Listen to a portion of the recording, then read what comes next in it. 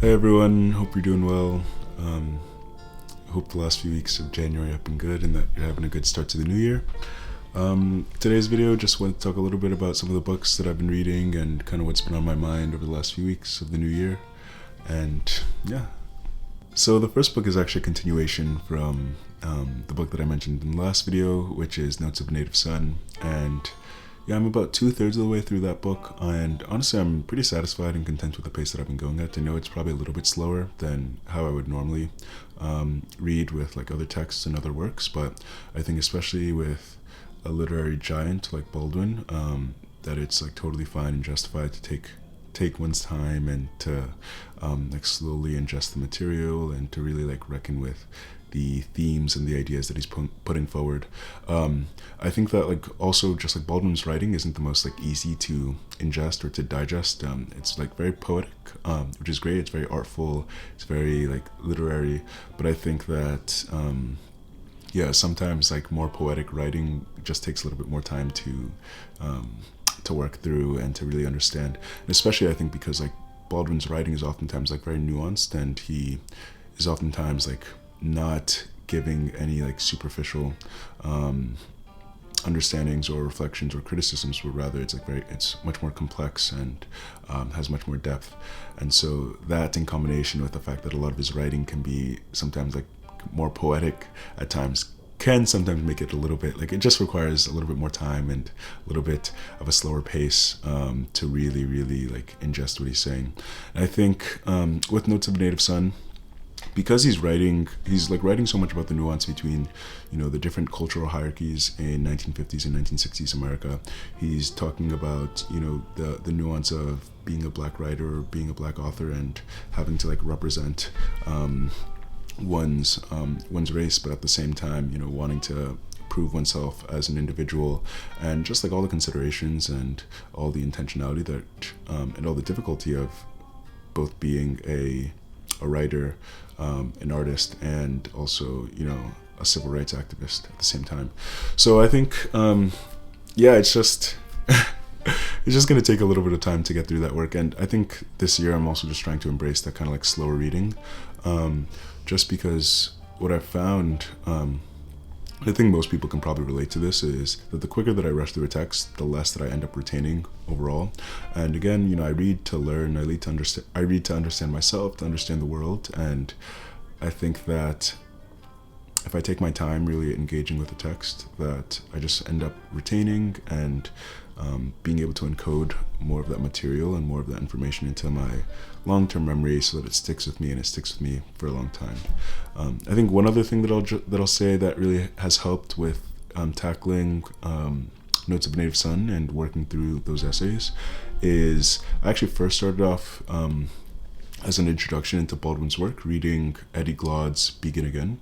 And Eddie Glaude is the dean or the chair of African American Studies at Princeton University, and he is a lifelong student, or not lifelong, I think he mentioned that he got into Baldwin in his 30s, but has been like over the last few decades like a student of Baldwin, constantly going back to his texts and to his works, and constantly, I guess, using the lessons that we can learn from Baldwin's works and applying them to the modern day and to the politics and to the world we're in today. And so I started off with that book, and that book is kind of like a conversation of going through Baldwin's works, talking about the themes that he's addressing, but also talking about how he was perceived by his contemporaries, Carmichael, Marcus Garvey, Malcolm X, all of his contemporaries, Ella Baker, all of these folks. And he kind of like walks us through what the responses that Baldwin's contemporaries were having to the works that he was putting out, his kind of position in the civil rights movement at large, and also works through some of the lessons that we can take and apply to today. So I thought that was a great introduction, and I think I tend to, as I'm reading, instead of just like diving into someone's work, I think it's really beneficial to try and get a little bit of breath and understand, okay, what does this person stand for? What are the general themes and opinions and thoughts that they have. And I think that makes it a lot easier to when I actually like dive into Baldwin's work, or when I actually like dive into the writers or the artist's work, to have like a general understanding of what this person stands for and what they're advocating for, or what they're writing about. And so this is actually an idea that I got a little bit from Adler's How to Read a Book. I'll put it on screen, but that is a basically a guide of how to like read intellectually, especially if you're trying to read for understanding, and how to really like make sense and wrestle with the text. And it kind of talks about the kind of like four main steps is one, understand the text at large, then understand the text at detail, and then ask, is this accurate? Is it relevant? Is it true? And develop more of a critique about the work. But it kind of starts with having some sort of like backbone or some sort of clarity as to what the text is about.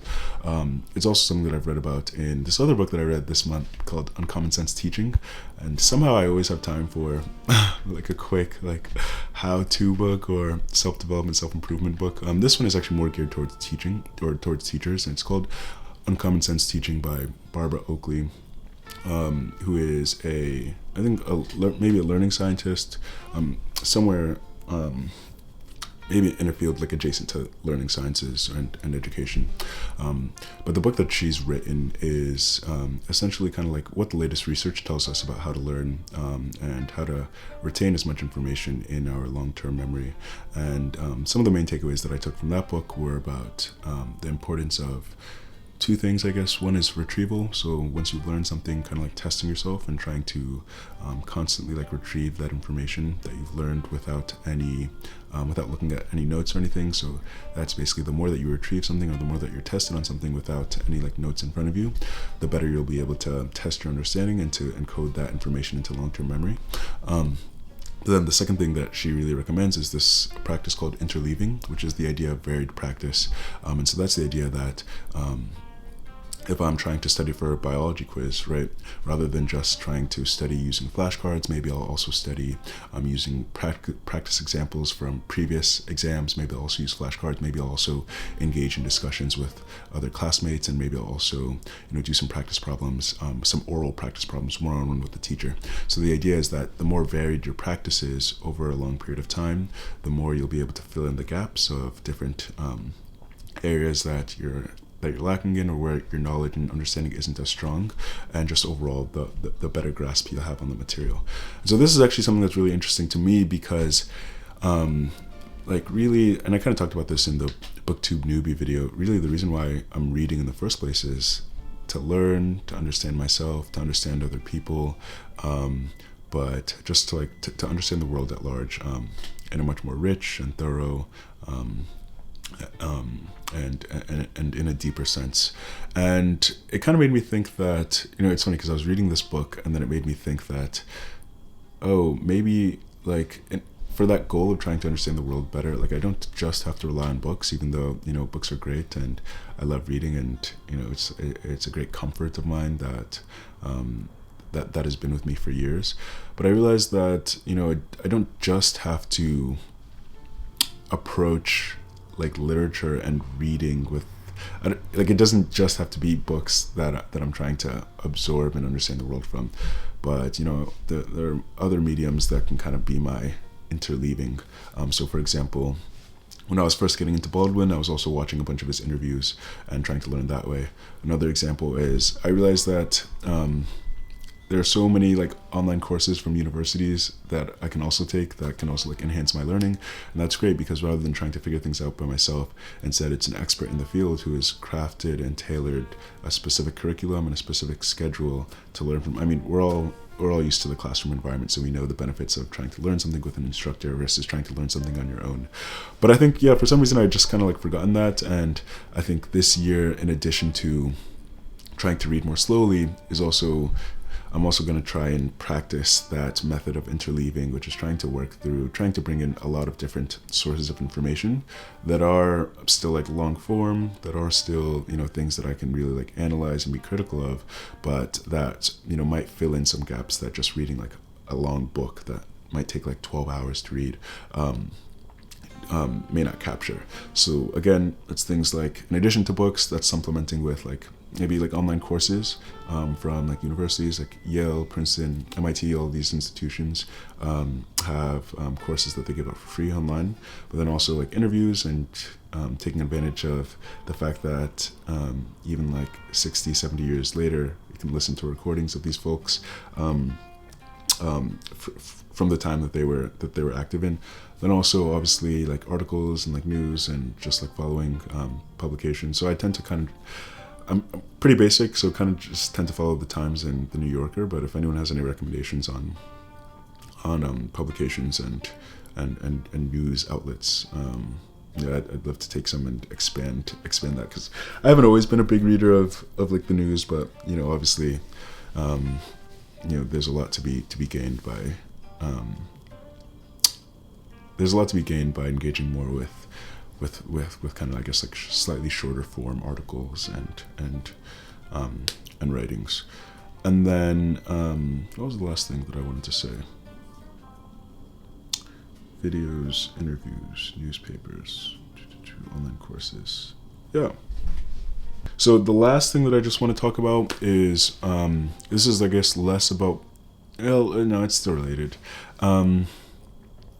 I think that I'm definitely in this like season and period of really trying to find myself and understand my own history and understand what movements in the past have kind of like allowed me to now live the life that I live. And that's both from like, I guess, like a cultural and ethnic perspective of learning more about my own like heritage and my own ethnicity, but also understanding how I fit into the global landscape at large of, you know, being this like educated Black American, you know, what has happened to allow me to be in this position. And so this is something that I've talked about in the last two videos. It's I'm 100% just like in this season of trying to learn more about myself and ground myself and understand my own history. And, you know, that's why I've kind of like taken this dive into more of, you know, Black thought during the Civil Rights Movement, more of like American history and all of that. But I think maybe the next phase or the next step that I want to go into is, as I'm trying to understand my history, my roots, and understand myself better, I think a theme that's like constantly coming up is the need to project love into the world and to come and to move from a place of love. I mean, it's something that Baldwin, that's become like a clear theme for Baldwin, that in order to progress, in order to move forward as a human species, and in America, that we need to manifest and we need to foster more of this sense of love for one another. And I was listening to some interviews from Maya Angelou, and it's something that she puts forward as well. So I think the next phase that I want to go into is, as I'm starting to wrestle with my own history and my own ethnic history as well, is I also want to maybe equip myself with the tools to more like emotionally come from a place of love, come from a place of understanding, come from a place of compassion, and see how the greats of the past have done that, and the lesson and the wisdom that they have to share and to pass down, which is, I mean, another great thing about reading and all of that is just that you don't have to figure these things out all by yourself. You can stand on the shoulders of giants. You can stand on the shoulders of the people who've come before you, which is another thing that, you know, Maya Angelou has taught me, is that she often says that she doesn't just stand alone, but instead, you know, she stands on the shoulders of all the other activists, all the other, you know, Black folk who have contributed towards progress in this country in one way or another, whether their stories are heard or whether their stories remain untold. And yeah, just trying to carry, I think, more of that sentiment and more of that like grounding with me, that, you know, I am who I am today, not just because of what I've done in my own life, but because of, you know, this huge amalgamation and this huge, you know, through the contributions of millions and millions and millions of people that have now given me the privilege and the fortune to be able to live the life that I live today. Yeah, so sorry, that was a bit rambly, but I just wanted to kind of like sit down in front of the camera and talk about what's been on my mind and the books that I'm reading and how I am going through a bunch of like different sources of like literature and interviews and the courses and everything like that, and share some of my reflections. So yeah, thank you so much for watching. Hope you enjoyed this video. Please like let me know if you have any additional sources, either publications like newsletters or whatever, that have been helpful for you, and I'd love to check them out. And yeah, if you have any other recommendations, please leave them in the comments. I do read all the comments, even though I know I'm not the best at getting back to all of them. But yeah, thank you so much for watching, and I'll see you in the next one.